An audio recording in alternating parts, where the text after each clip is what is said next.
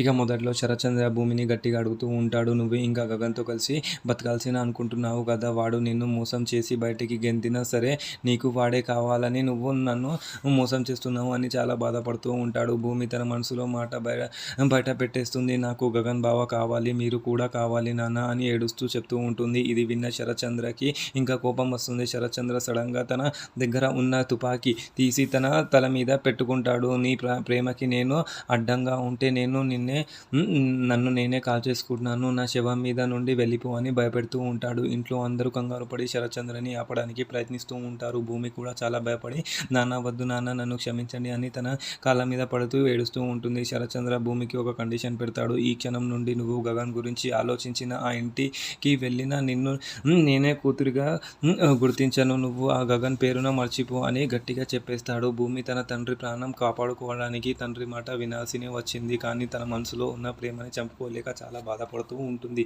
మన నెక్స్ట్ ఎపిసోడ్లో ఏం జరగబోతుందో అనేది చూద్దాం. Thank you.